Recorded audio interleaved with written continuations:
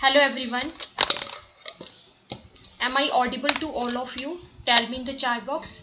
Then we will start the today's class.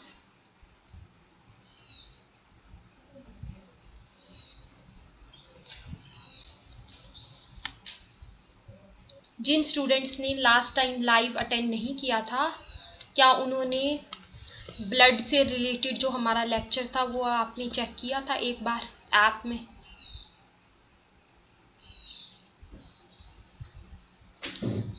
अभी तक एक ही क्लास मेरा हुआ है, सो उसमें मैंने ब्लड से रिलेटेड आपको करवाया था, राइट। सो मेरी जो क्लासेस रहेंगी वो वीकली 3 डेज रहेंगी अब रेगुलर बेसिस पे।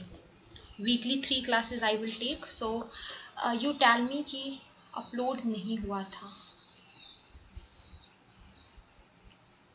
ओके, अभी अपलोडेड है, राइट। देन आप देख सकते हैं।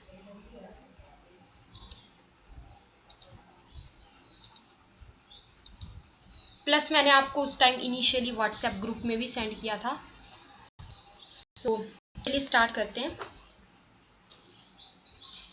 सो देखिए, लास्ट टाइम हम पढ़ रहे थे जो आपका लाइफ प्रोसेसेस वाला जो है ना, उसमें जो ट्रांसपोर्टेशन से रिलेटेड जो हमारा टॉपिक है, राइट, उसको हम पढ़ रहे थे। तो उसी को ही हम आगे कंटिन्यू करते हैं। ट्रांसपोर्टेशन हम देख रहे थे ह्यूमंस में कैसे होती है ना, सर्कुलेटरी सिस्टम, ब्लड से रिलेटेड जो हमने पढ़ा था। उसी को ही हम आगे कंटिन्यू करते हैं। I hope screen is visible to all of you. देखिए, सर्कुलेटरी सिस्टम की अगर हम बात करें, हम यहाँ पे पढ़ रहे थे, हमने जस्ट पार्ट स्टार्ट किया था कि ट्रांसपोर्टेशन कैसे होती है ना। फिर मैंने आपको बताया था कि ट्रांसपोर्टेशन ह्यूमंस में कैसे होती है, ब्लड के बारे में बताया था, ब्लड की कंपोजिशन बताई थी, है ना। तो ये सारी चीज़ें हम यहाँ पे डिस्कस करेंगे। एंड देन फिर जो नेक्स्ट लेक्चर है, आज अगर टाइम बचता है तो आज, अदरवाइज नेक्स्ट लेक्चर में फिर हम इसके MCQ डिस्कशन भी करेंगे, राइट। सो देखिए, सर्कुलेटरी सिस्टम को आज हम कंप्लीट करने की कोशिश करेंगे। तो सर्कुलेटरी सिस्टम क्या है? This system is concerned with the circulation of the body fluids to distribute various substances to various body parts. Last time बताया था कि जो सर्कुलेटरी सिस्टम होता है हमारा, सर्कुलेटरी सिस्टम का रोल क्या है? जो भी सब्सटेंसेस हैं, जो भी न्यूट्रिएंट्स हैं, है ना, वो बॉडी के हर एक सेल, हर एक टिश्यू को उसकी रिक्वायरमेंट है। तो जो भी मतलब उसकी जो सर्कुलेशन होनी है ना, तो उस चीज के लिए जो रोल है वो किसका है? Circulatory system. अगर सर्कुलेटरी सिस्टम नहीं होता तो जो भी न्यूट्रिएंट्स हैं, है ना, वो या फिर जो भी गैसियस ट्रांसपोर्ट होना है वो नहीं हो पाता। तो जो सर्कुलेटरी सिस्टम है उसको हम कार्डियोवास्कुलर सिस्टम भी बोल देते हैं। That is also called as the cardiovascular system. It is an organ system that allows blood to circulate.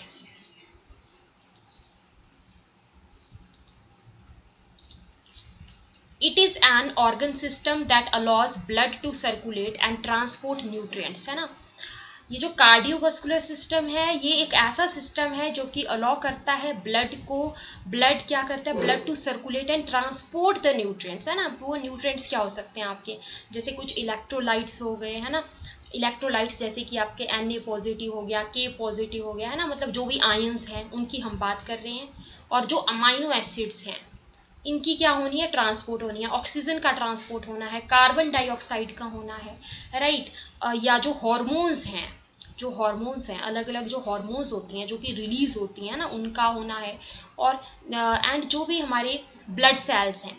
So basically आप ये बोल सकते हैं कि कार्डियोवास्कुलर सिस्टम का रोल जो है वो ट्रांसपोर्ट के लिए आता है, जिसको हम सर्कुलेटरी सिस्टम भी बोल देते हैं, ठीक है। अब मेन बात आती है कि कंपोनेंट्स क्या होते हैं ह्यूमन सर्कुलेटरी सिस्टम के। So these include the heart, है ना, हार्ट आता है इसमें, हमारा जो ब्लड है वो आता है, ठीक है। जो आपके RBC हैं, ठीक है, जो रेड ब्लड सेल्स हैं, वाइट ब्लड सेल्स हैं, ये इसी में तो आते हैं हमारे ह्यूमन सर्कुलेटरी सिस्टम में, राइट। क्योंकि हार्ट है, हार्ट आपका मेन पंपिंग जो ऑर्गन है जो कि ब्लड को पंप करेगा, ब्लड इसमें आ जाएगा। जो हमारे RBC हैं, WBC हैं, हमारे जो ब्लड प्लेटलेट्स हैं, इसके अलावा जो हमारा लिम्फेटिक सिस्टम है, ठीक है, ये सारे के सारे क्या हैं? ये सारे के सारे कंपोनेंट्स हैं हमारे सर्कुलेटरी सिस्टम के। अब हम यहाँ पे बहुत ही शॉर्ट में देखते हैं फंक्शंस क्या क्या होते हैं सर्कुलेटरी सिस्टम के। तो देखिए सबसे पहला, it transport the nutrients from their sites of absorption to the different tissues and organs for storage, oxidation और synthesis of the tissue component।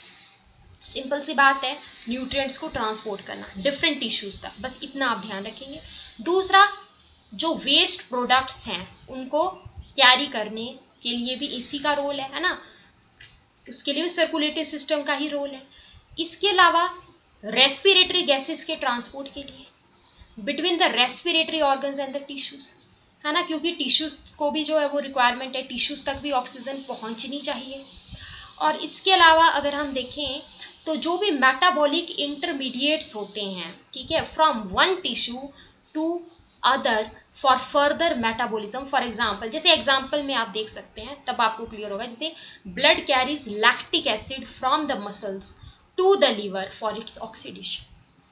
अब मेटाबॉलिक इंटरमीडिएट तो मैंने बोल दिया कि मेटाबॉलिक इंटरमीडिएट्स को कैरी करने के लिए भी जो है वो रोल रहता है, जैसे ब्लड का रोल रहता है। तो जैसे आप देख सकते हैं, जैसे जो ब्लड है, ब्लड क्या करता है, जो भी लैक्टिक एसिड जो हमारी मसल्स में स्टोर होता है ना, उसको कहाँ तक पहुंचाता है, लीवर तक पहुंचाता है ना, लीवर तक पहुंचाता है। फिर वहां पर जाके उसकी क्या हो जाएगी, ऑक्सीडेशन हो जाएगी, वहां पे जाके जो लैक्टिक एसिड है उसकी ऑक्सीडेशन हो जाएगी।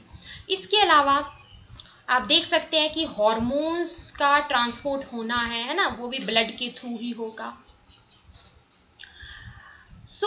इसके अलावा और क्या क्या रोल रहता है सर्कुलेटरी सिस्टम का, it uniformly distributes water, it uniformly distributes the water H positive and chemical substances to all over the body, है ना, मतलब जो भी डिस्ट्रीब्यूशन का काम है, चाहे आपके ये H पॉजिटिव है ना, चाहे तो आपका कोई भी ट्रांसपोर्ट से रिलेटेड काम है, तो उसमें जो है रोल हमारा जो सर्कुलेटरी सिस्टम है उसी का ही रहता है।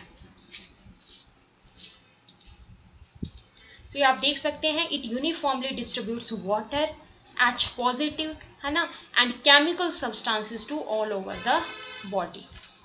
सारे आ गए हमारे फंक्शन सर्कुलेटरी सिस्टम के। जैसे लास्ट लेक्चर में हमने यहाँ पे ब्लड के बारे में डिटेल में पढ़ लिया है ना। देखिए अब इसमें कुछ प्रोटीन्स हैं ना, उनके बारे में मैंने अभी आपको नहीं बताया था। मैंने आपको बताया था कि जो हमारा ब्लड होता है, ब्लड के अंदर क्या होता है, प्लाज्मा होता है। प्लाज्मा एक स्ट्रॉ कलर्ड और विस्कस फ्लूइड होता है। प्लाज्मा एक स्ट्रॉ कलर्ड और विस्कस, विस्कस यानी कि गाढ़ा जैसा होता है ना, इसकी विस्कोसिटी हाई होती है, ठीक है। अब देख सकते हैं विस्कस है, थोड़ा स्ट्रॉ कलर्ड है। Plasma constitutes about 55% of the blood, blood का 55% हिस्सा जो है वो प्लाज्मा बनाता है और 45% हिस्सा कौन बनाते हैं, फॉर्म्ड एलिमेंट्स बनाते हैं। सो plasma constitutes about 55% of the blood, about 90%, अगर आप देखें प्लाज्मा में तो लगभग जो 90% है वो केवल और केवल वाटर ही होता है। So about 90% of plasma is water, और 6 से 8% जो है इसमें क्या होती हैं, प्रोटीन्स होती हैं। प्रोटीन्स कौन कौन सी होती हैं, तो जो मेजर प्लाज्मा प्रोटीन्स होती हैं, यानी कि प्लाज्मा के अंदर पाए जाने वाली कौन कौन सी प्रोटीन्स होती हैं, एक हमारी आती है फाइब्रिनोजन, दूसरी हमारी आती है ग्लोबुलिन, तीसरी हमारी आती है एल्बुमिन। तो जो प्लाज्मा प्रोटीन्स है वो कौन कौन सी हो गई, फाइब्रिनोजन, ग्लोबुलिन्स एंड एल्बुमिन्स। इसके बाद देखते हैं फाइब्रिनोजन का किस चीज के लिए रोल होता है। तो फाइब्रिनोजन जो प्रोटीन है, ये इंपॉर्टेंट क्वेश्चन है यहाँ से, उसका रोल होता है ब्लड क्लॉटिंग में। अगर आपसे क्वेश्चन पूछा जाएगा कि which of the following plasma protein has the role in blood clotting, then आप बोलेंगे fibrinogen. Fibrinogen is a plasma protein that has its role in blood clotting. इसके अलावा ग्लोबुलिन्स की अगर हम बात करें तो globulins are mainly involve in the defence mechanism, है ना, जो डिफेंस मैकेनिज्म है हमारी बॉडी का, मतलब जैसे जो भी डिजीज कॉजिंग माइक्रो ऑर्गेनिजम्स हैं, है ना, जो भी डिजीज हमारी बॉडी में कॉज कर सकते हैं, तो उनके लिए एक तरीके से डिफेंस, मतलब उनके लिए बचाव जो होगा, है ना, हमारी बॉडी जो है वो वहां पे डिफेंस देगी, है ना। तो मतलब ग्लोबुलिन्स जो एंटीबॉडीज होती हैं, जैसे हम पढ़ते हैं इम्यूनोग्लोबुलिन्स।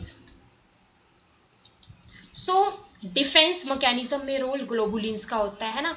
और इसके अलावा एल्बुमिन्स का रोल जो है वो ऑस्मोटिक बैलेंस में भी रहता है ना, ऑस्मोटिक बैलेंस में भी जो है एल्बुमिन्स का रोल रहता है ना, ऑस्मोटिक बैलेंस जो भी मींस वाटर का और इलेक्ट्रोलाइट का जो बैलेंस है ना हमारी बॉडी में, आपको पता है कि वाटर और इलेक्ट्रोलाइट्स का बैलेंस हमारी बॉडी में जो है वो प्रॉपर रहना चाहिए, तो उस चीज़ के लिए भी एल्बुमिन्स का जो रोल है वो रहता है। इसके अलावा small amount of minerals like Na positive, Ca2 positive, Mg2 positive, इसके अलावा बाइकार्बोनेट आयंस जो हैं, क्लोराइड आयंस जो हैं, they are also present in the plasma. Plasma के अंदर कुछ मिनरल्स भी होते हैं, जैसे कि कौन कौन से मिनरल्स होते हैं, जैसे कि सोडियम आयन होता है इसके अंदर है ना, कैल्शियम होता है, मैग्नीशियम होता है, बाइकार्बोनेट आयंस होते हैं। बाइकार्बोनेट आयंस हमारे क्या होते हैं, HCO3 नेगेटिव, ठीक है, ये हमारे क्या होते हैं बाइकार्बोनेट आयंस। क्लोराइड आयंस होते हैं, ये भी हमारे प्लाज्मा के अंदर पाए जाते हैं। सो plasma also contains glucose. Plasma आपका और क्या कंटेन करता है, ग्लूकोज को कंटेन करता है, अमाइनो एसिड्स को कंटेन करता है, उसमें कुछ लिपिड्स होते हैं, तो ये सारी चीज़ें भी हमारे प्लाज्मा के अंदर पाई जाती है।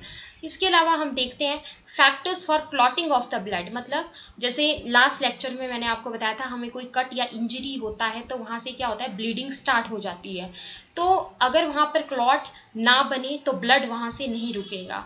तो जो भी फैक्टर्स हैं जिनका रोल ब्लड क्लॉटिंग के लिए रहता है ना, जैसे 13 क्लॉटिंग फैक्टर्स की हम बात करते हैं। सो जो भी फैक्टर्स हैं जो भी क्लॉटिंग ऑफ ब्लड के लिए हेल्प करते हैं वो आपके प्रेजेंट होते हैं प्लाज्मा में, और एक इनएक्टिव फॉर्म में वो पाए जाते हैं, ठीक है। Plasma without the clotting factor, उसको सीरम कहा जाता है। What is serum, that is plasma minus clotting factor, that is called as serum. Next is formed elements, क्या क्या पाए जाते हैं ब्लड के अंदर, तो 55% हिस्सा जो है वो कौन बनाता है, प्लाज्मा बनाता है। 45% हिस्सा कौन बनाएंगे, फॉर्म्ड एलिमेंट्स बनाएंगे। कौन कौन से होते हैं formed elements, erythrocytes, that is your RBC, red blood cells, your leucocytes, that is WBC, white blood cells, your blood platelets, इनको क्या बोलते हैं, thrombocytes. Blood platelets they are called as the thrombocytes. इन सबको मिला के हम बोलते हैं फॉर्म्ड एलिमेंट्स, जो कि हमारे ब्लड के अंदर पाए जाते हैं। अब देखते हैं सबसे पहले इरिथ्रोसाइट्स के बारे में डिटेल।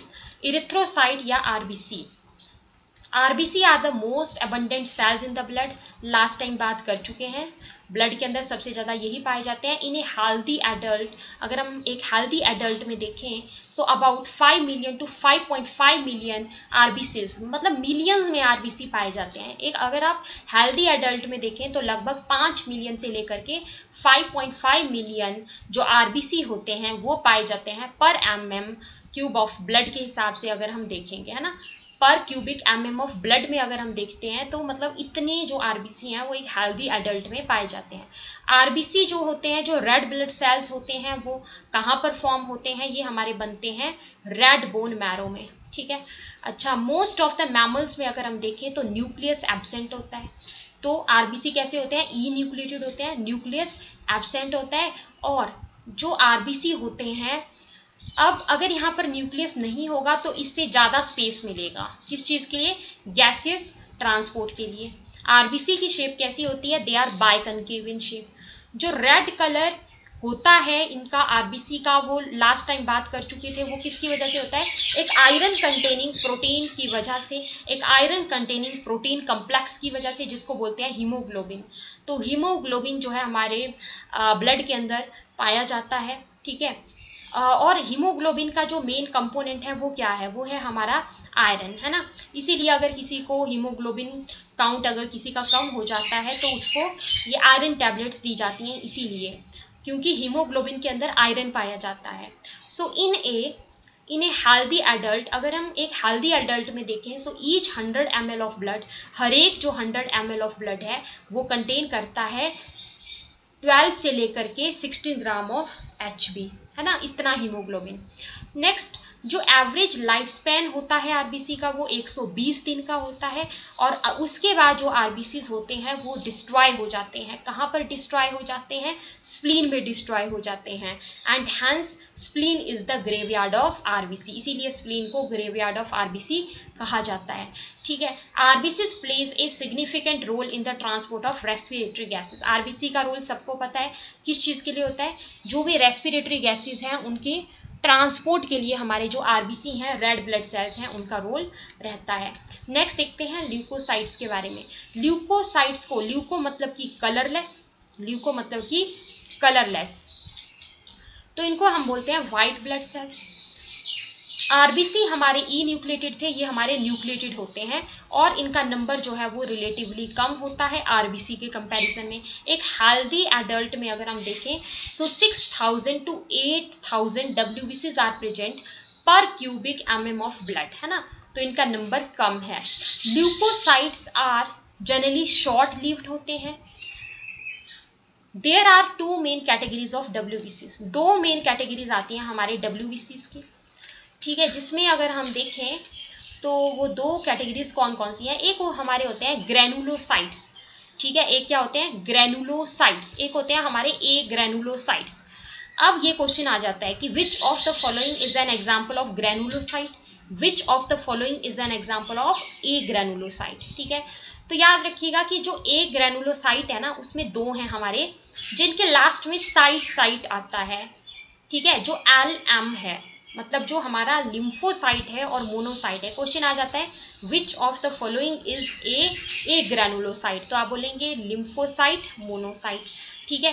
क्वेश्चन आ जाएगा विच of the following is an example of granulocyte, तो ग्रेनुलोसाइट के लास्ट में क्या आता है फिल्स आता है ना, तो ये आपको याद रखना है। जैसे न्यूट्रोफिल्स हो गए हमारे, इसिनोफिल्स हो गए हमारे, बेसोफिल्स हो गए, है ना, तो इनके लास्ट में हमारे पास इस तरीके से आता है फिल्स, है ना, न्यूट्रोफिल्स, इसिनोफिल्स, बेसोफिल्स, ये हमारे क्या होते हैं, दीज आर अवर ग्रेनुलोसाइट्स।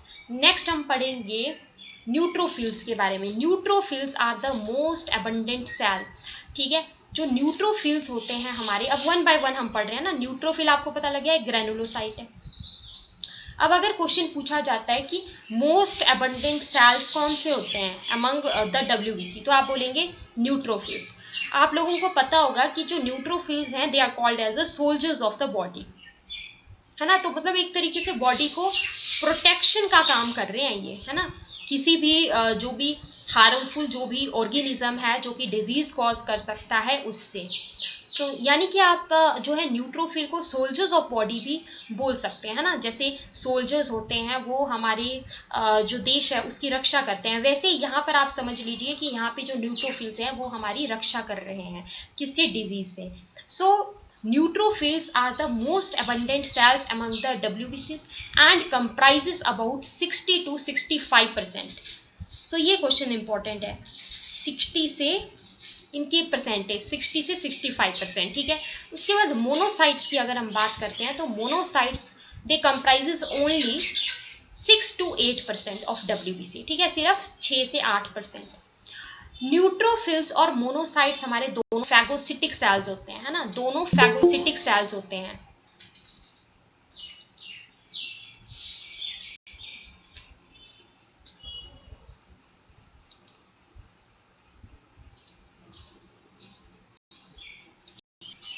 सो ये क्वेश्चन भी आपका इंपॉर्टेंट है, that which of the following, question आ सकता है कि which of the following are the phagocytic cells. Option दे देंगे न्यूट्रोफिल्स, मोनोसाइट्स या बोथ ए एंड बी, तो क्या आंसर आएगा बोथ ए एंड बी, है ना। फैगोसिटिक सेल्स होते हैं ये, फैगोसिटिक क्या होते हैं, जो कि एनगल्फ करते हैं किसी भी हार्मफुल जो ऑर्गेनिजम्स होते हैं, ना, उनको जो एनगल्फ करते हैं, निगल जाते हैं, उनको हम बोलते हैं कि उनका कैसा एक्शन है, फैगोसिटिक एक्शन है, ठीक है। तो जो न्यूट्रोफिल्स और मोनोसाइट्स होते हैं इनका फैगोसिटिक एक्शन होता है, जो भी हार्मफुल जो भी ऑर्गेनिजम्स हैं या कोई भी हार्मफुल एजेंट है उसको ये एनगल्फ कर जाएंगे, है ना, उसको निगल जाएंगे, तो अल्टीमेटली हमारी जो बॉडी है उसकी क्या हो रही है यहाँ पे, protection, right. So neutrophils and monocytes they both are the phagocytic cells. अब बात करते हैं बेसोफिल्स की। ये जो दोनों थे ये आई होप आपको याद हो गया होगा कि ये दोनों जो है हमारे, एक तो हो गया हमारा मोनोसाइट, एक हो गया हमारा लिम्फोसाइट, ठीक है, ये ए ग्रेनुलोसाइट थे। इसके अलावा जो हमारे न्यूट्रोफिल्स है ना, इओसिनोफिल्स हैं, बेसोफिल्स हैं, जिनके लास्ट में फिल्स आ रहा है, तो वो सारे हमारे क्या हैं, ग्रेनुलोसाइट्स हैं, क्लियर। सो अब हम पढ़ेंगे बेसोफिल्स के बारे में। बेसोफिल्स क्या क्या सिक्रेट करते हैं, बेसोफिल्स सिक्रेट करते हैं हिस्टामिन, है ना, हिस्टामिन का रोल जो है वो एलर्जिक रिएक्शन में होता है, सबको पता है एलर्जिक रिएक्शन में होता है इसका रोल, है ना। इसीलिए अगर किसी को एलर्जी हो जाती है तो उसको जो मेडिसिन दी जाती है वो उसको एंटी हिस्टामिन दिए जाते हैं ना, कोई एलर्जिक रिएक्शन होता है। जैसे अगर रेस्पिरेटरी सिस्टम से रिलेटेड भी कोई ऐसे एलर्जिक रिएक्शन होता है लाइक, तो उसमें जैसे एंटी हिस्टामिन के तौर पे सिट्राजीन दी जाती है, राइट।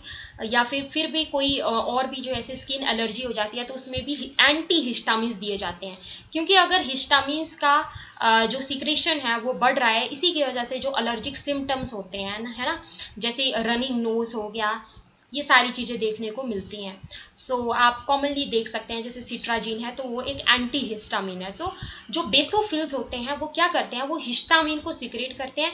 हिस्टामिन जो है वो क्या है, हिस्टामिन का रोल एलर्जिक रिएक्शन में होता है, राइट। तो अगर हिस्टामिन का जो सिक्रेशन है वो कम होगा तो जो एलर्जी होगी, है ना, उसमें उसके सिम्टम्स कम होंगे, है ना, तो उसको कौन करेंगे, एंटी हिस्टामिन करेंगे। सीरोटोनिन को हमारे ये जो बेसोफिल्स हैं यही सिक्रेट करते हैं। क्वेश्चन यहाँ से एमसीक्यू बन जाते हैं, क्वेश्चन ऐसे आ जाते हैं कि विच ऑफ द फॉलोइंग, अभी हम क्वेश्चन भी डिस्कस करेंगे नेक्स्ट लेक्चर में, then you will see. Question यहाँ से आ जाते हैं कि which of the following cells they secrete the histamine. So कौन से सिक्रेट करते हैं हमारे हिस्टामिन, बेसोफिल्स, है ना। सीरोटोनिन अगर पूछा जाए तो सीरोटोनिन जो है वो कौन सिक्रेट करता है, सीरोटोनिन भी हमारे बेसोफिल्स ही सिक्रेट करते हैं। अगर हम बात करें जो हमारा हिपैरिन है, हिपैरिन एक एंटी कोएगुलेंट है, हिपैरिन एक एंटी कोएगुलेंट है, ठीक है। तो इसको भी जो है वो कौन सिक्रेट करता है, इसको भी हमारे बेसोफिल्स ही सिक्रेट करते हैं। अब ये सीरोटोनिन क्या है, ये मैंने आपको बता दिया, हिस्टामिन का रोल एलर्जिक रिएक्शन में, है ना। हिपैरिन बता दिया एंटी कोएगुलेंट है। सीरोटोनिन क्या है, सीरोटोनिन भी एक प्रकार का केमिकल होता है जो कि क्या करता है, जो कि मैसेजेस को कैरी करता है, जो कि मैसेजेस को कैरी करता है। किसके बीच में मैसेजेस को कैरी करता है, so it carry the messages between the nerve cells in the brain, between the nerve cells, जो नर्व सेल्स होते हैं ब्रेन में, and throughout the body, and throughout the body. तो बेसिकली जो हमारे सीरोटोनिन है, सीरोटोनिन क्या है, वो एक प्रकार का केमिकल है जो कि क्या करते हैं, जो कि मैसेजेस को कैरी करते हैं, जो कि मैसेजेस को कैरी करते हैं किसके बीच में, between the nerve cells in the brain, between the nerve cells in the brain and through out the body, ठीक है। तो ये हमारा हो गया सीरोटोनिन। तो इन तीनों को ध्यान रखिएगा, एमसीक्यू, बेसोफिल्स सिक्रेट करते हैं, है ना, बेसोफिल्स सिक्रेट करते हैं। They are involve in the inflammatory reaction, है ना, इन्फ्लामेटरी रिएक्शन में इनका रोल रहता है, किसका, बेसोफिल्स का।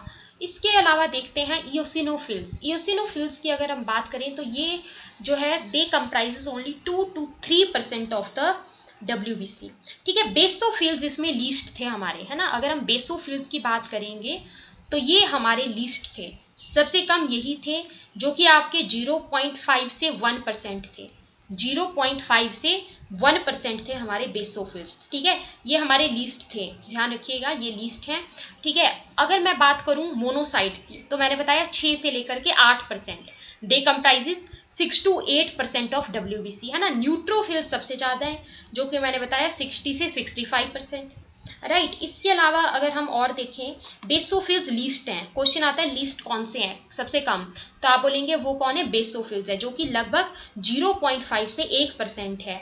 उसके अलावा अगर हम इयोसिनोफिल्स की बात करें so they comprises only 2 to 3% of the WBC, है ना। तो मतलब ये भी कम ही है, लेकिन बेसोफिल्स से तो एटलीस्ट ज्यादा है। सो ये हो गया इयोसिनोफिल्स के बारे में। नेक्स्ट हम देखते हैं जो इयोसिनोफिल्स का रोल रहता है वो क्या रहता है। जो हमारे इयोसिनोफिल्स होते हैं they resist infections, they resist infections and are also associated with the allergic reactions. जो भी हमारे जो इन्फेक्शंस है ना उससे रेजिस्ट करते हैं, एक तरीके से रेजिस्टेंस प्रोवाइड करते हैं इन्फेक्शन से, ठीक है। एंड आर आल्सो, और साथ में जो है वो एलर्जिक रिएक्शन से भी एसोसिएटेड ये होते हैं, ठीक है। इसीलिए अगर किसी पेशेंट को कोई एलर्जिक रिएक्शन है ना, तो उसका अगर ब्लड काउंट कराते हैं, टेस्ट कराएंगे तो उसमें इयोसिनोफिल काउंट जो है वो बढ़ा हुआ आता है, ड्यू टू दिस रीजन, ठीक है। So they are associated with the allergic reactions. Next हम पढ़ेंगे lymphocytes. So lymphocytes they comprises about 20 to 25% of the WBC, 20 से 25%, 20 से 25%, ठीक है। There are two major types of the lymphocytes, दो major types होते हैं हमारे लिम्फोसाइट्स के। जैसे कि हमारे होते हैं बी लिम्फोसाइट है ना, आपने पढ़ा होगा अभी अभी, जैसे आपका ह्यूमन हेल्थ एंड डिजीज वाला चैप्टर भी चला हुआ था, तो उसमें आपने पढ़ा होगा बी लिम्फोसाइट, टी लिम्फोसाइट है ना, ये आपको पढ़ाया होगा। So both the types are the responsible for the immune responses of the body, है ना। ये ह्यूमन हेल्थ एंड डिजीज में हम पढ़ते हैं बी लिम्फोसाइट, टी लिम्फोसाइट्स, दोनों का ही रोल रहता है immune responses of the body में। जैसे सेल मीडिएटेड इम्यूनिटी वाला आपको बताया होगा विशाली मैम ने, तो सेल मीडिएटेड इम्यूनिटी वाले में किसका रोल आता है, टी लिम्फोसाइट्स का रोल आता है, ठीक है। तो ये हमारा यहाँ तक कंप्लीट हुआ। नेक्स्ट हम आगे चलते हैं। देखिए यहाँ पे आपको प्लेटलेट्स दिखाए गए हैं, blood platelets, RBC, red blood sales जो कि बाइकनकेव होते हैं, न्यूट्रोफिल्स हमने पढ़ा, मोनोसाइट देखा, यूसिनोफिल्स का देखा है ना, लिम्फोसाइट एंड बेसोफिल्स। अच्छा, इसके अलावा ब्लड प्लेटलेट्स के बारे में मैंने आपको लास्ट टाइम पढ़ा दिया था, है ना, जिनको हम थ्रोम्बोसाइट्स भी बोलते हैं। सो अब हम यही चीज जो है एक बार चार्ट की फॉर्म में देखते हैं, देन फिर आगे प्रोसीड करेंगे।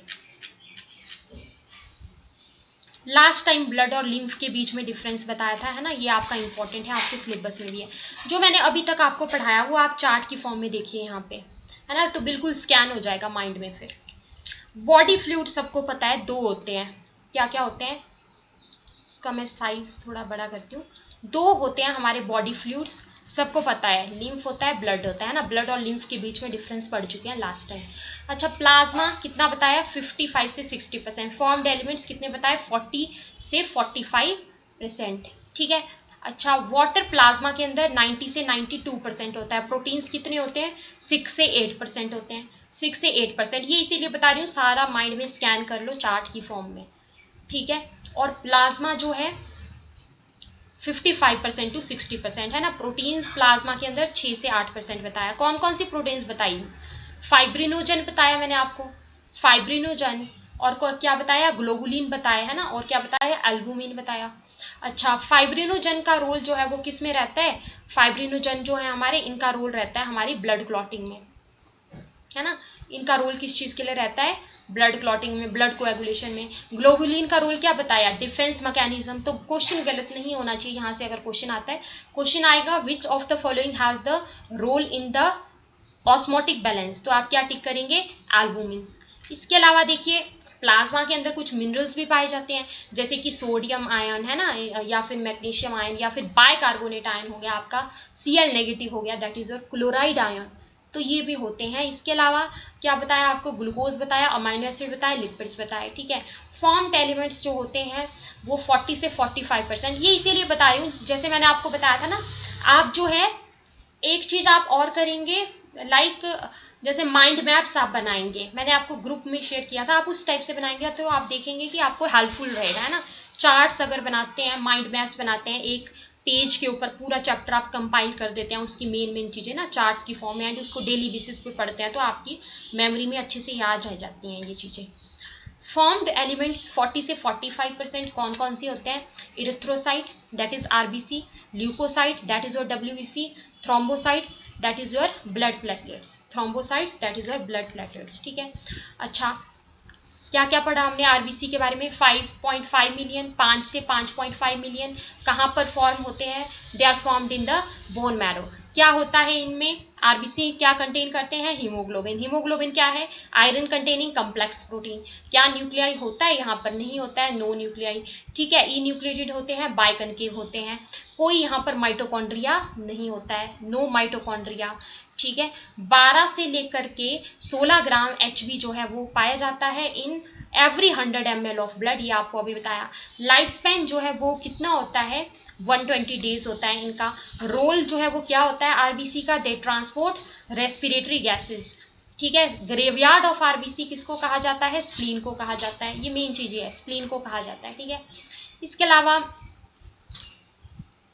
जो आरबीसी होते हैं ना, वो जैसे लीवर के अंदर भी डिस्ट्रॉय हो जाते हैं, या बोन मैरो है ना, तो ये भी हम मान सकते हैं मेन हमारा कौन है, ग्रेवयार्ड ऑफ आरबीसी स्प्लीन है।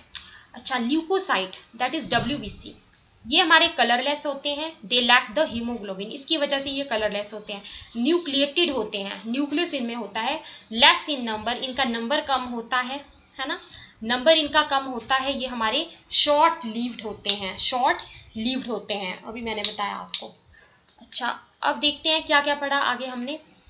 देखिए, मैंने आपको ग्रैनुलोसाइट बताया, ए ग्रैनुलोसाइट बताया है ना, बिल्कुल माइंड में स्कैन कर लीजिए। ए ग्रैनुलोसाइट के एग्जांपल लिम्फोसाइट, मोनोसाइट है ना, lymphocyte, T lymphocyte, B lymphocyte. Granulocyte में क्या पढ़ा हमने, क्या पढ़ा, न्यूट्रोफिल्स, यूसिनोफिल्स, बेसोफिल्स। ठीक है, अब देखिए आगे देखते हैं, ऐसे चार्ट की फॉर्म में देखते हैं तो बिल्कुल जो है माइंड में स्कैन हो जाती हैं चीजें, आप खुद नोटिस करेंगे। देखो, न्यूट्रोफिल पढ़ा हमने, यूसिनोफिल पढ़ा, ठीक है, बेसोफिल पढ़ा हमने, ठीक है। अब देखिए, न्यूट्रोफिल कितना परसेंट बताया आपको, सबसे ज्यादा एबंडेंट 60 से 65%, क्या बताया, ये फैगोसिटिक सेल्स होते हैं। यूसिनोफिल में क्या बताया, 2 से 3% होते हैं ना, इनका रोल क्या बताया, resist infections, associated with allergic reaction, right. Basophils में क्या बताया, लीस्ट इन नंबर, 0.5 से 1% सिर्फ, secretes histamine, serotonin, heparin, and involved in the inflammatory reaction, secrete histamine, serotonin, heparin। कौन सा एंटीकोएगुलेंट है, हेपेरिन है। अच्छा, नेक्स्ट हमने क्या पढ़ा, ए ग्रैनुलोसाइट, ए ग्रैनुलोसाइट में लिम्फोसाइट, मोनोसाइट। अच्छा, इनका कितना बताया मैंने परसेंटेज, 20 से 25%। इनका रोल किस में होता है, इम्यून रिस्पॉन्स में होता है ना, लिम्फोसाइट्स का रोल। मोनोसाइट्स क्या होते हैं हमारे, फैगोसिटिक सेल्स होते हैं, है ना, फैगोसिटिक सेल्स। न्यूट्रोफिल्स भी क्या थे हमारे, फैगोसिटिक सेल्स थे। नेक्स्ट, थ्रोम्बोसाइट, थ्रोम्बोसाइट्स को क्या बताया, ब्लड प्लेटलेट्स बोलते हैं। ये जो हमारे ब्लड प्लेटलेट्स होते हैं, ये आपके सेल फ्रेगमेंट्स होते हैं। ये क्या होते हैं, ये सेल फ्रेगमेंट्स होते हैं, जो कि कहाँ से प्रोड्यूस होते हैं, जो कि मेगा कार्योसाइट से प्रोड्यूस होते हैं ना, मेगा कार्योसाइट्स। मेगा कार्योसाइट्स क्या होते हैं, साइट्स मतलब कि सेल्स, है ना। तो ये जो मेगा कार्योसाइट्स होते हैं, ये होते हैं आपके special cells in the bone marrow, special cells in the bone marrow. अब इनका जो नंबर होता है वो कितना होता है, ये 1,50,000 से लेकर के 3,50,000 है ना, पर mm³ ऑफ ब्लड, इतना इनका नंबर होता है लगभग।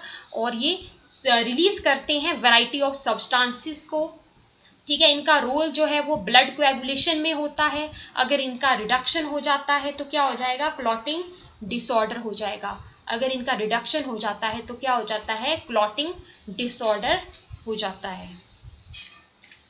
नेक्स्ट पढ़ लेते हैं, नेक्स्ट पढ़ेंगे ब्लड ग्रुप्स के बारे में। तो ब्लड ग्रुप्स में देखिए क्या क्या क्वेश्चंस इंपॉर्टेंट है। सबको पता है मेन ब्लड ग्रुप्स क्या है, A B, A B O, ठीक है। ये क्वेश्चन इंपॉर्टेंट है कि मेन चीज मैं आपको बताती हूँ। एक तो पूछा जाता है कि कौन सा जो ब्लड ग्रुप है उसके केस में कोई एंटीबॉडीज नहीं होती हैं इन द प्लाज्मा, तो ब्लड ग्रुप ए भी वहां पे आंसर जाएगा, ठीक है। Which of the following blood group do not contain any antibodies in the plasma, then answer आपका जाएगा ए बी। अगर क्वेश्चन पूछा जाता है which of the following blood group do not contain any antigens on the RBC, then आपका answer जाएगा blood group O, ठीक है। ये आपको ध्यान रखना है। सो अब मैं आपको इस टेबल में बता देती हूँ। जैसे आप देखिए ब्लड ग्रुप ए, ब्लड ग्रुप ए के केस में जो आरबीसी है उसके ऊपर एंटीजन क्या होगा, इसके नाम से ही होगा, ए एंटीजन होगा, ठीक है। लेकिन एंटी उससे उल्टा, तो एंटीबॉडी कौन होगी, बी, ठीक है। ब्लड ग्रुप बी, एंटीजन क्या है, इसके नाम से ही है बी एंटीजन, लेकिन एंटी क्या है, ए, एंटीजन क्या है, ए। अच्छा, ब्लड ग्रुप ए बी, तो यहां पर अगर ए बी ब्लड ग्रुप बोल रहे हैं तो मतलब एंटीजन ए और एंटीजन बी दो, लेकिन एंटीबॉडी नील, नो एंटीबॉडी, ठीक है। ये याद रखना, यहाँ पर एंटीजन दोनों है ना, कंफ्यूज मत होना इसमें, इसमें कई बार कंफ्यूजन हो जाता है ओ और ए बी में, इसीलिए बता रही हूँ। ए बी में आपको ध्यान रखना है ए कॉमा बी दोनों एंटीजन, लेकिन एंटीबॉडी नहीं है ना। ओ में उल्टा है, ओ में एंटी तो दोनों है, लेकिन क्या नहीं है, एंटीजन नहीं है। तो ये दो क्वेश्चन यहाँ से इंपॉर्टेंट है। अब डोनर्स ग्रुप, डोनर्स ग्रुप यहाँ पर क्या होंगे, एक तो O होगा और एक O होगा। सबको पता है कि जो ब्लड ग्रुप O है वो यूनिवर्सल डोनर है ना, और ब्लड ग्रुप A भी यूनिवर्सल रेसिपिएंट है। लेकिन ब्लड ग्रुप AB में आप देख सकते हैं ये सबसे ले सकता है ब्लड, देखिए सबसे रिसीव कर सकता है, AB से भी कर सकता है, A से भी कर सकता है, B से भी, और O तो डोनर ही है ना, O से तो कर ही लेगा, O तो सबको दे सकता है ना, लेकिन O ले खुद सकता है सिर्फ O वाले से ही, ठीक है। तो यहाँ पे डोनर्स ग्रुप सिर्फ O ही आएगा, और यहाँ पर A वाले में देखिए A और O है ना, O तो सबको ही दे सकता है, B वाले में B और O, इस तरीके से। अब हम पढ़ लेते हैं आगे कोएगुलेशन ऑफ ब्लड के बारे में। नेक्स्ट हम पढ़ लेते हैं कोएगुलेशन ऑफ ब्लड के बारे में। पहले तो ब्लड कोएगुलेशन कैसे होती है, देखिए सबसे पहले ब्लड कोएगुलेशन और ब्लड क्लॉटिंग का जो है वो रोल क्या है और ये है क्या। सो ब्लड एग्जिबिट्स कोएगुलेशन और clotting in response to an injury और ट्रॉमा, है ना। ब्लड एग्जिबिट्स कोएगुलेशन और क्लॉटिंग इन रिस्पॉन्स टू, किसके रिस्पॉन्स में, आपको कोई इंजरी हुआ या आपको कोई ट्रॉमा हुआ उसके रिस्पॉन्स में, है ना। ये क्या होता है, this is a mechanism to prevent the excessive loss of blood from the body. इससे क्या होता है, जो एक्सेसिव लॉस है बॉडी से ब्लड का, है ना, वो नहीं होता है ना, वो नहीं होता है। सो क्या होता है कि प्लेटलेट्स जो है इसमें क्या चलता है, देखिए एक चार्ट में आपको ब्यूटीफुली गिवन है। जो आपका प्लेटलेट्स होते हैं, सबसे पहले प्लेटलेट्स क्या करते हैं, प्लेटलेट्स कुछ फैक्टर्स को रिलीज करते हैं, ये कुछ फैक्टर्स को रिलीज करेंगे और वो फैक्टर्स आपके क्या करते हैं, वो आपके मैकेनिज्म ऑफ कोएगुलेशन को एक्टिवेट कर देते हैं, ठीक है। मैकेनिज्म ऑफ कोएगुलेशन अब एक्टिव हो गया आपका, बिल्कुल ठीक है। तो देखिए यहाँ पे होता क्या है ना, जो प्रोथ्रोम्बिन है, याद रखना जब वर्ड प्रो लग गया ना तो मतलब कोई चीज आपकी इनएक्टिव फॉर्म में है। जब वर्ड क्या लग गया, प्रो, सो दैट मीन्स कोई चीज आपकी क्या है, इनएक्टिव फॉर्म में है, ठीक है। तो प्रोथ्रोम्बिन को कन्वर्ट होना पड़ेगा थ्रोम्बिन में, प्रोथ्रोम्बिन को किस में कन्वर्ट होना पड़ेगा, थ्रोम्बिन में कन्वर्ट होना पड़ेगा, ठीक है। इसको कौन सा जो एंजाइम है वो यहाँ पे लगता है, कौन सा एंजाइम लगेगा यहाँ पे, थ्रोम्बोकाइनेज एंजाइम, ध्यान रखिएगा, ठीक है। एक एंजाइम होता है, एक एंजाइम कम्प्लेक्स होता है जिसका नाम है थ्रोम्बोकाइनेज। सो क्वेश्चन पूछा जाता है, which of the following enzyme complex has the role in conversion of the prothrombin into thrombin during the process of blood clotting. तो आप क्या बोलेंगे, थ्रोम्बोकाइनेज। क्वेश्चन आता है, which of the following mineral element has the role or which of the following iron has the role in the blood clotting, then आप क्या टिक लगाएंगे, calcium, है ना। which of the following vitamin has the role in blood clotting, then आप बोलेंगे vitamin के। अब देखिए ये जो कैल्शियम आयन है ये कौन से स्टेप में यूज हो रहे हैं, ये भी आपका इंपॉर्टेंट है। जब प्रोथ्रोम्बिन थ्रोम्बिन में कन्वर्ट होगा, राइट, जब प्रोथ्रोम्बिन थ्रोम्बिन में कन्वर्ट होगा।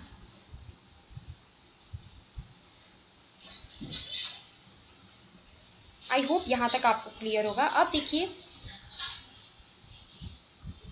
ये जो हमारा कम्प्लेक्स है, मतलब ये जो एंजाइम कम्प्लेक्स मैंने आपको बताया थ्रोम्बोकाइनेज, है ना, ये जो एंजाइम कम्प्लेक्स मैंने आपको बताया thrombokinase, this complex is formed by A series of enzyme linked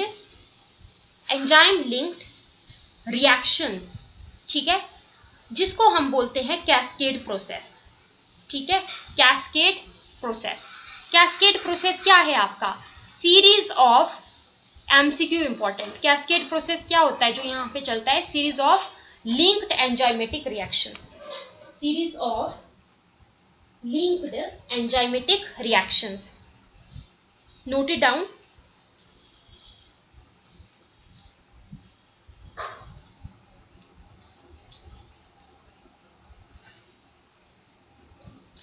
basically होता क्या है ना, जो ब्लड के अंदर जो प्लेटलेट्स पाए जाते हैं ना वो कुछ फैक्टर्स को रिलीज करते हैं और वो फैक्टर्स आपके मैकेनिज्म ऑफ कोएगुलेशन को एक्टिवेट करेंगे, ठीक है।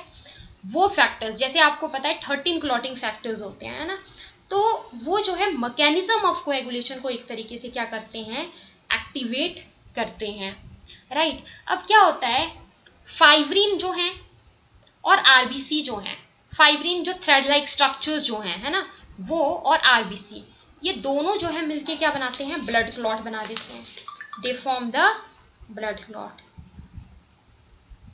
तो कीवर्ड्स ध्यान में रखिए, इसमें मेन कीवर्ड्स ध्यान में रखिए, जैसे कि कौन से एंजाइम का रोल है प्रोथ्रोम्बिन को थ्रोम्बिन में। प्रोथ्रोम्बिन आपका इनएक्टिव फॉर्म में है, इसको एक्टिव होना है, इसको क्या होना है, एक्टिव होना है, तो इसको कन्वर्ट होना पड़ेगा किसमें, थ्रोम्बिन में। प्रो वर्ड लग गया तो कोई चीज मतलब इनएक्टिव फॉर्म में है। अच्छा, अगर आप सर्कुलेटरी पाथवे की बात करते हैं ना, तो दो प्रकार के सर्कुलेटरी पाथवे होता है। एक होता है हमारा ओपन सर्कुलेटरी सिस्टम, एक होता है अपना क्लोज सर्कुलेटरी पाथवे, ठीक है। अब जो ओपन सर्कुलेटरी पाथवे है वो जनरली किस में देखने को मिलता है, ये जनरली देखने को मिलता है जो आर्थ्रोपोड्स होते हैं ना, आपने एनिमल किंगडम अगर पढ़ा होगा पहले, एनिमल किंगडम, तो एनिमल किंगडम में हम ये चीजें पढ़ते हैं, ठीक है। जैसे जो आर्थ्रोपोड्स हैं हमारे, जैसे आपको पता है ना, जो कॉकरोच है, कॉकरोच के केस में अगर हम देखें और हम अर्थवर्म के केस में देखें तो उसमें हम ये चीजें पढ़ते हैं, है ना। कॉकरोच आपको पता है इंसेक्ट है, तो आर्थ्रोपोडा में सबको पता होगा कि आर्थ्रोपोडा एक लार्जेस्ट फाइलम है एनिमल किंगडम में, ठीक है। आर्थ्रोपोडा में मेनली जो है कौन इंक्लूडेड है, इंसेक्ट्स इंक्लूडेड है, ठीक है। कॉकरोच भी एक इंसेक्ट है। तो ये क्वेश्चन भी वहां से आता है कि बताइए कि कॉकरोच के केस में कैसा सर्कुलेटरी सिस्टम होता है, तो कैसा होता है, ओपन सर्कुलेटरी सिस्टम होता है, ठीक है। अर्थवर्म का भी पूछा जाता है, अर्थवर्म, तो अर्थवर्म आपका एनालीड में आता है ना।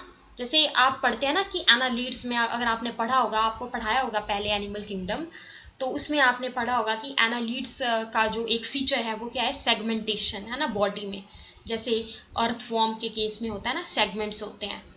तो एनालीड्स के केस में जनरली क्लोज्ड सर्कुलेटरी सिस्टम देखने को मिलता है। जैसे अर्थवर्म में अगर पूछते हैं तो बोलेंगे क्लोज सर्कुलेटरी सिस्टम होता है। अब जैसे मुलस्क होते हैं हमारे ना, क्लास मुलस्का जो आता है, तो आपको पता होगा कि मुलस्का में अगर हम देखते हैं तो मुलस्का में मेनली कौन आते हैं, हमारे स्नेल्स हो गए, है ना। तो ये जो सॉफ्ट बॉडीड जो एनिमल्स हैं, जैसे स्नेल्स हैं हमारी, ठीक है, तो ये हमारी फाइलम मुलस्का में आती हैं, फाइलम मुलस्का। तो इनके केस में भी ओपन सर्कुलेटरी सिस्टम होता है, राइट। अगर हम ये देखें कॉर्डेट्स में देखें, है ना, जैसे कि कॉर्डेट्स में अगर हम देखते हैं जैसे, तो इनमें क्या होता है, क्लोज सर्कुलेटरी पाथवे। जैसे ह्यूमंस में भी क्या होता है, क्लोज सर्कुलेटरी पाथवे। तो अब जरा देख लेते हैं इसके बारे में कि इनमें डिफरेंस क्या होता है ओपन सर्कुलेटरी और क्लोज सर्कुलेटरी में। तो ज्यादा एफिशिएंट, अगर आपसे पूछा जाए कि ओपन और क्लोज सर्कुलेटरी सिस्टम में से ज्यादा एफिशिएंट कौन है, तो आप बोलेंगे कि जो आपका क्लोज्ड सर्कुलेटरी सिस्टम है वो ज्यादा एफिशिएंट है ना, क्योंकि उसमें प्रॉपर है सब कुछ। जैसे ह्यूमंस के केस में भी देखते हैं तो क्लोज्ड सर्कुलेटरी सिस्टम है ना, ये प्रॉपर मतलब पूरा एक प्रकार से अरेंजमेंट है, आर्टरीज अलग हैं आपके, वेन्स अलग हैं, इस टाइप से। तो अभी हम देख लेते हैं इनके बारे में डिटेल।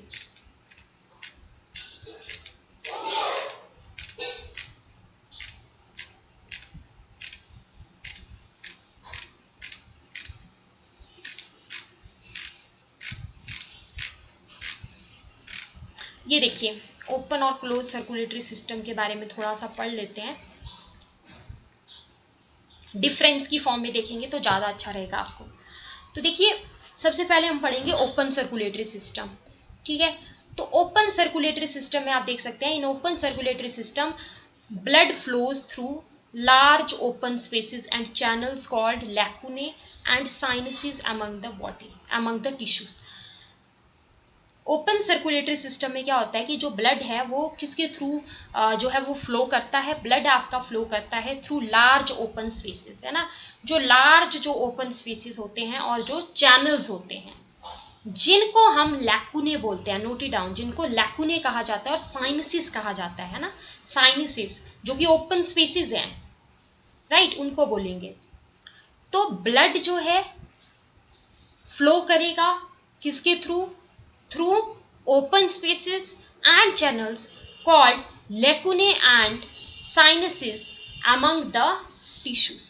तो ऐसा होता है ओपन के केस में, राइट। क्लोज्ड के केस में क्या होता है, ये एक ज्यादा एफिशिएंट टाइप का है ना, इट इज मोर एफिशिएंट। अब ऐसा क्यों है? ऐसा इसीलिए है क्योंकि क्लोज सर्कुलेटरी सिस्टम के केस में क्या होता है, blood flows through a closed system of chambers. जैसे कि हार्ट है, ब्लड वेजल्स हैं, आपको पता है ना, ब्लड वेजल्स हैं। ह्यूमंस के केस में भी क्लोज सर्कुलेटरी सिस्टम है, प्रॉपर है सब कुछ, आर्टरीज अलग हैं, वेन्स अलग हैं, ब्लड कैपिलरीज अलग हैं।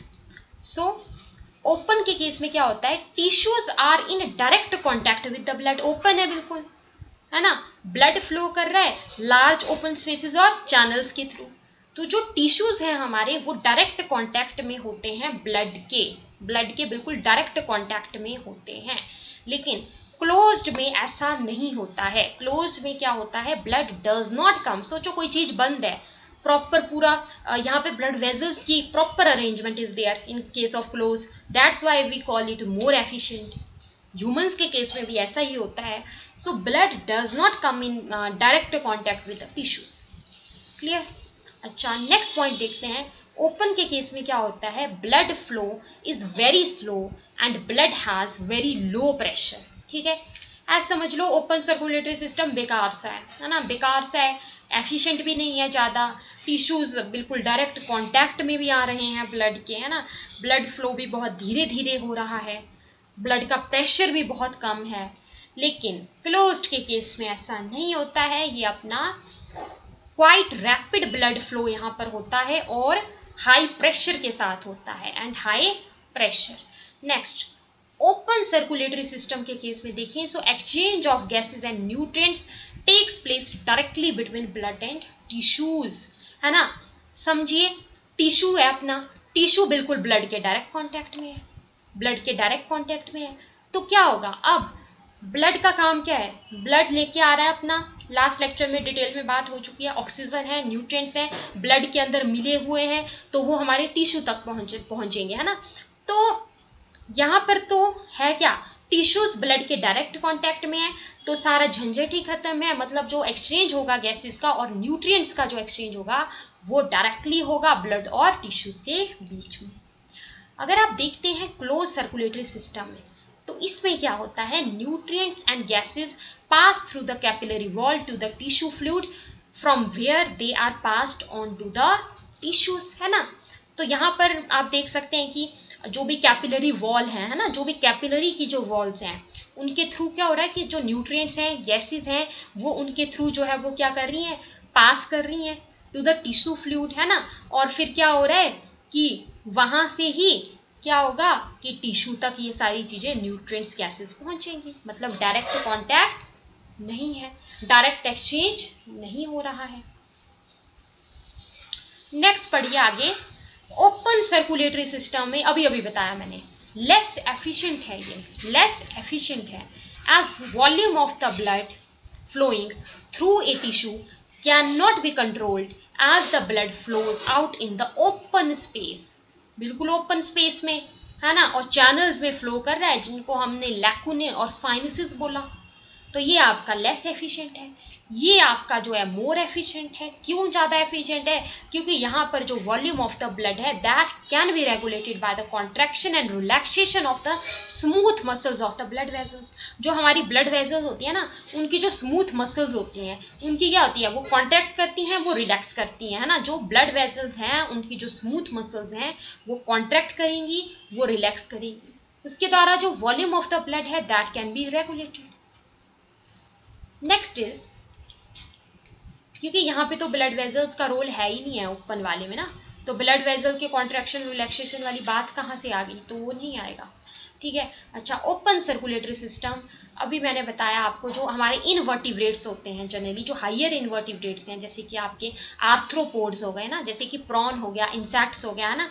इंसेक्ट्स में भी कैसा होता है, क्वेश्चन यहाँ से बन गया आपका एनिमल किंगडम के लिए, एनिमल किंगडम के लिए भी क्वेश्चन तैयार हो रहे हैं साथ के साथ। ठीक है, प्रॉन, इंसेक्ट्स, ये अगर पूछा जाता है आपसे,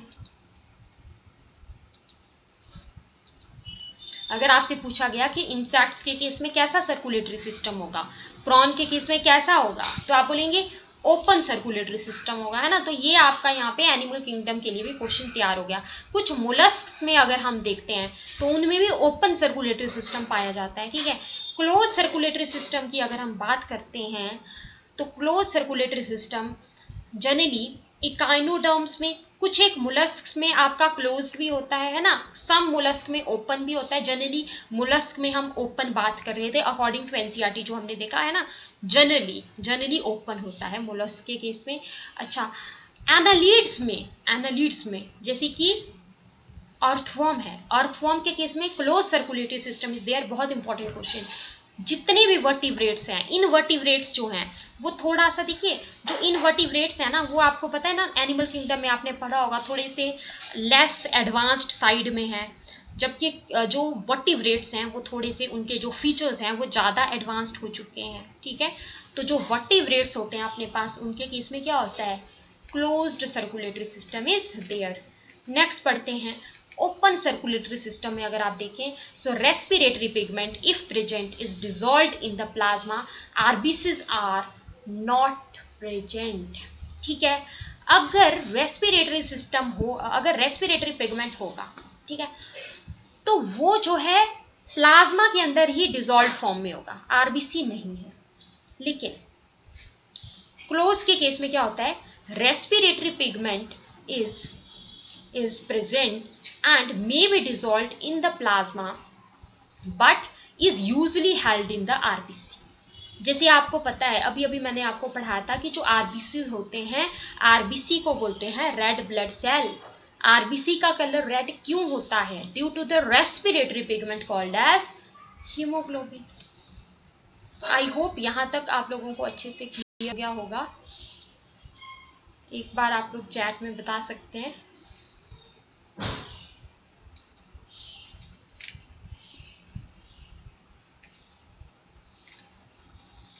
ठीक है, सो आज के लिए हम इतना ही इसको रखते हैं, बाकी हम नेक्स्ट टाइम करेंगे, एंड नेक्स्ट टाइम हम क्वेश्चन डिस्कशन भी इसका लेंगे। So next time life processes में जो नेक्स्ट जो आपका पार्ट आएगा, जैसे कि रेस्पिरेशन से रिलेटेड आएगा ना, उसको भी स्टार्ट कर लेंगे।